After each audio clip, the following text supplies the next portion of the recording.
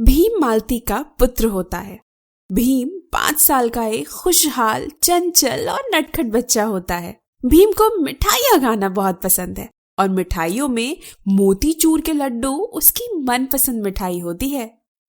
माँ, ये तो बहुत अच्छा है, बहुत स्वादिष्ट है। मेरा तो पेट भर गया है पर मन नहीं भरा।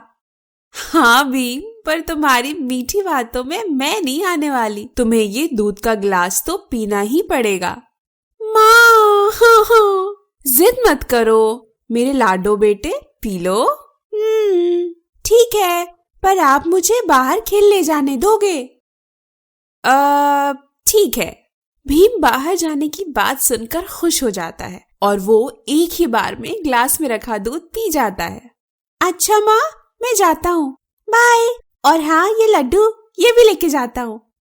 भीम अपने हाथों में लड्डू लिए तेजी से घर से निकल जाता है। वो पार्क में अपने दोस्तों के पास जा रहा होता है, तभी वो देखता है कि सूरज और प्रतीक भोला को मार रहे होते हैं। रुक जाओ, ये तुम लोग क्या कर रहे हो? क्यों मार रहे हो इसे? तू हट जा भीम। जब देखो ये पागल हमारे खेल के बीच में आ जाता है और हमारे खेल को खराब कर देता है। आज तो हम इसे छोड़ेंगे नहीं। रुक जाओ, मैं भी तुम्हें मारूंगा। रुक बे पागल, अभी तुझे बताता हूँ। भीम भोला को अपनी ओर खींचता है। ये तो नासमझ है, तुम लोग तो समझदार हो। ये किस तरह से बात कर रहे हो इसके साथ? चलो भोला मेरे साथ, तुम मेरे साथ खेलना। भीम भोला को लेकर वहां से चला जाता है। वो जंगलों में पहुंच जाता है। ये जगह ठीक है भोला, हम यहाँ लुका छुपी बर्फ पानी खेल सकते हैं। हमें कोई परेशान नहीं करेगा। सच में मजा आएगा। भोला और भीम छुआ छुअन खेलने में व्यस्त होते हैं। तभी भीम के लाए लड्डू, जिसे भीम ने पेड़ के नीचे रखे होते हैं, उसे एक बंदर खाने लगता है। भोला की नजर बंदर पर पड़ती है। वो भागते हुए बंदर के पास पहुंचता है, पर बंदर सारे लड्डू खा चुका होता है। भोला उसे मारने लगता है, पर बंदर उल्टा उसे ही गिरा देता है। दूर हटो भोला से।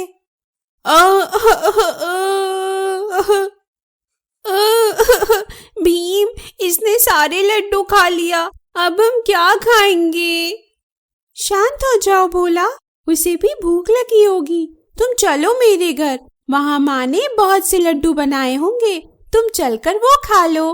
भीम भोला को अपने घर ले जाता है, जहाँ उसकी माँ बहुत से लड्डू हांडी में तैयार कर कर रखी होती है, बाजार जाकर बेचने के लिए। माँ, देखो मेरा दोस्त आया हुआ है, उसे भूख लगी है, कुछ लड्डू दे दो ना। रुको बेटा, मैं प्लेट लेकर आती हूँ रसोई घर से। मालती प्लेट लेने अंदर चली जाती है। अरे वाह, इतने सारे लड्डू, ये! भोला खुशी से नाचने लगता है। तभी उसका पैर लड्डू की हांडी पर पड़ जाता है और भोला के भी पैर डगमगा जाते हैं। भोला लड्डुओं के बीच गिर जाता है। सारे लड्डू जहाँ तहाँ बिखर जाते हैं। सभी लड्डू खराब हो चुके होते हैं। जब भीम की माँ बाहर आकर देखती है तो उसके हाथ पैर सुन्न पड़ जाते हैं। मालती के माथे से पसीने आने लगते हैं। अब क्या होगा? सेठ के पैसों से मिठाइयाँ बनाई थी, अगर उन्हें समय से मिठाई ना दे पाई तो आगे से वो तो क्या, बाजार में कोई भी मुझे काम नहीं देगा और फिर सेठ पैसे भी मांगेगा, तो मैं कहाँ से लाऊंगी इतने पैसे? मालती अब करे भी तो क्या करे? वो इतनी मेहनत से 4 पैसे कमाने की कोशिश में जुटी रहती और आज भोला की लापरवाही ने उसे कर्जे में ला दिया था। वो अगर सेठ के पैसे वापस नहीं करेगी तो हो सकता है ये छोटा सा जमीन का टुकड़ा भी उसे बेचना पड़ जाएगा। उसे अपनी चिंता उतनी ना थी जितनी उसे अपने बेटे भीम की थी। मालती भीम से बहुत प्रेम करती थी, इस वजह से वह अपने गुस्से को जाहिर नहीं कर पाती। वह खामोश, लाचार, बेबस रसोई घर के अंदर चली जाती है। भीम की माँ की खामोशी से समझ आ चुका होता है कि उससे कुछ बहुत बड़ा अपराध हो गया है। भीम भी वहीं खामोश बैठ जाता है। पूरे घर में खामोशी और मातम का माहौल छा जाता है। भोला भले ही मंदबुद्धि का था, पर इस खामोशी को और अपनी हुई गलती को वो समझ पा रहा होता है। वो चुपचाप भीम के घर से निकल जाता है। वो रोते रोते जंगल पहुंच जाता है और एक पेड़ के नीचे बैठे खुद को कोस रहा होता है। मैं किसी के दोस्त बनने लायक नहीं, एक ही तो दोस्त बना था मेरा और मैंने उसे भी नाराज कर दिया। मैं बहुत बुरा हूँ, मुझे सजा मिलनी ही चाहिए। मुझे नहीं जाना घर, मुझे मर जाना चाहिए। मैं बहुत बुरा हूँ। भोला की नजर पास ही के कुएं पर पड़ती है। वो कुएं पर चढ़ जाता है। मुझे माफ कर दो दोस्त, मैं तुम्हारा अच्छा दोस्त नहीं बन पाया। मुझे जीने का कोई हक नहीं। भोला कुएं में कूदने ही वाला होता है कि तभी उसे एक आवाज सुनाई देती है। रुको, कूदना मत, मैं तुम्हारी मदद कर सकता हूँ। भोला पीछे मुड़कर देखता है। पीछे वही बंदर होता है जिसने उनके लड्डू खाए होते हैं। भोला उस बंदर के पास आता है। तुम बहुत बुरे हो, सब तुम्हारी वजह से हुआ है। ना तुम लड्डू खाते और ना ही मेरा दोस्त मुझे अपने घर ले जाता। मानता हूँ कुछ गलती मैंने की है, इसीलिए तो अब मैं तुम्हारी सहायता करना चाहता हूँ। तुम क्या मेरी सहायता करोगे? मेरे पास एक जादुई लड्डू है।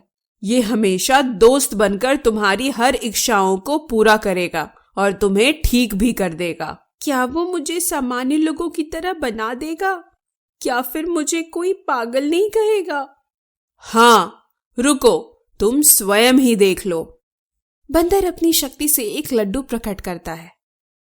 जादुई लड्डू कर कुछ ऐसा कमाल कि भोला की बुद्धि तीव्र हो जाए और संसार में उसका सम्मान हो। जादुई लड्डू भोला पे जादू करता है और भोला का कपड़ा, पहनावा सब बदल जाता है। वो एक स्मार्ट बच्चा लग रहा होता है। मैं काफी सामान्य और हल्का महसूस कर रहा हूँ। वो अपने बदले हुए कपड़ों को भी देखता है। वाकई ये जादुई है। मैं तुम्हारा शुक्रगुजार हूँ बंदर महाशय। मैं जाता हूँ इस लड्डू को लेकर अपनी दोस्त की सहायता करने। उसे इस जादुई लड्डू की सहायता की अत्यधिक आवश्यकता है। भोला उस जादुई लड्डू को लेकर भीम के घर की ओर चल देता है। भोला अब बिल्कुल सामान्य बच्चों की तरह ही था। उसका बोलने का लहजा, चलने का लहजा सब सामान्य हो गया था। भीम मेरे दोस्त। भोला घर के अंदर देखता है कि भीम की माँ और भीम अपने सामान को बक्से में पैक कर रहे होते हैं।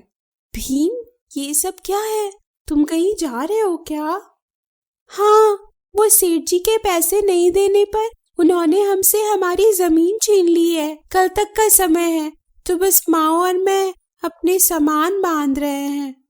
भीम, मालती चाची, आप लोगों को कहीं जाने की कोई जरूरत नहीं। देखिए मेरे पास क्या है, ये जादुई लड्डू। ये हम सबकी इस समस्या से निकलने में मदद करेगा।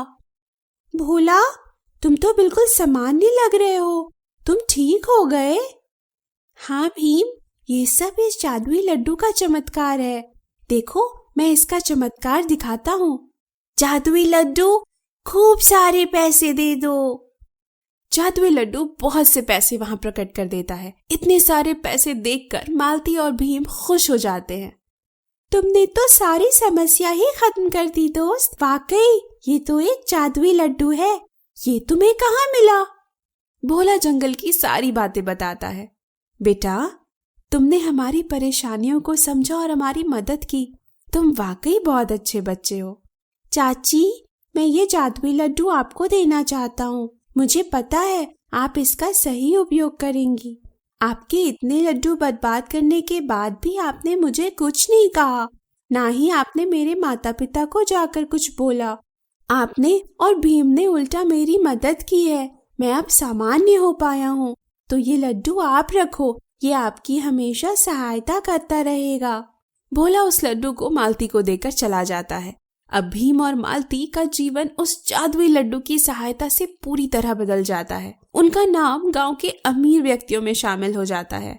गांव में भोला और भीम की दोस्ती की भी मिसाल दी जाती, क्योंकि वे दोनों अक्सर मुसीबत आने पर एक साथ डट कर खड़े रहते और एक पक्के दोस्त की तरह हमेशा एक दूसरे का साथ देते। सीख दोस्तों, हमारी एक गलती का परिणाम कभी कभी बहुत बुरा हो सकता है, पर जब गलतियों को सुधारने की कोशिश की जाती है तो निश्चिंत ही जीवन सरल और आसान हो जाता है। आशा है आपको हमारी कहानी अच्छी लगी। ऐसे ही बेहतरीन वीडियोस को देखने के लिए हमारे चैनल को सब्सक्राइब करें।